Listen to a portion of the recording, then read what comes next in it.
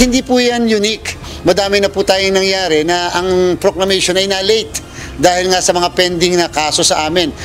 Kahit nasuspindi ang proklamasyon ng ilang kandidato at party list organization, hindi nangangahulugan na hindi sila makakaupo sa pwesto. Nilinaw ng Commission on Elections o COMELEC, maaari pa rin naman silang maiproklama. Ayon kay Chairman George Erwin Garcia, kaya nila sinuspindi ang proklamasyon ay para wala nang maging issue kapag naupo na ang mga ito. Tiniyak ni Chairman Garcia, bago ang June 30, madidesisyon na nila ang lahat ng kaso na nagresulta sa suspensyon ng proklamasyon ng ilang nanalong kandidato. Paano po magkakaroon ng katapusan yung kaso kung mawawalan din lang kami ng jurisdiction? Hindi ba mas maganda ma-resolve na lang kaagad yun habang nasa amin ang kaso para kung sakasakali maproklama o di may iba ng lugar kung saan sila pwedeng pumunta at mag-avail ng remedy naman. Kabilang sa sinuspende ng COMELEC ang proklamasyon ay ang Duterte Youth at Bagong Henerasyon o BH Party List. Sa isyu ng Duterte Youth, sinabi ng COMELEC hayaan na muna silang resolbahin ito na ayon sa grupo ay nakabinbin sa komisyon mula 2019 pa. Naaakusahan na nga po bakit matagal na na-resolve yung kaso. Ngayong inire-resolve na po natin, mabiblame pa po ang COMELEC. Sana po wag. Sana naman po makihintay na lang na i-resolve namin yung case na.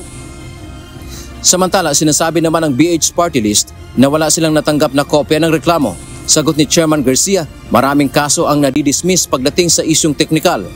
Isa sa kaso na dinismiss ng COMELEC dahil walang kopya ng reklamo na naipadala sa respondent ay ang kay Senator-elect Erwin Tulfo.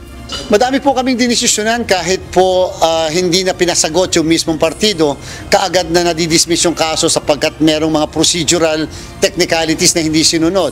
Ang sinasabi natin, kapapay lang yung petisyon, ina-analyze, patinignan pa lang, hindi pa naman po sinasabing may technical na issue, merong issue na substantial, kung kaya naman po, minarapat na lang na i-recommenda ng division sa mismong National Board, wag mo nang paiproklama. Dagdag pa ng komisyon, sa ngayon ay ginagawa lamang nila ang kanilang mandato na umakto sa mga reklamo na nakahain sa kanila.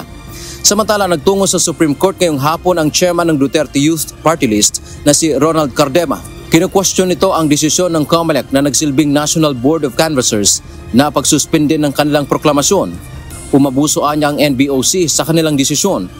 Tayo po ay nag-file ng petition for certiorari at nagpapa-TRO po tayo dun sa ginawa kahapon ng COMELEC. Bakit? Sa tingin po natin, merong grave abuse of discretion ang COMELEC kahapon. Sinabihan lang kami na hindi kami kasama sa proclamation tanghali bago mag-proclamation mismo.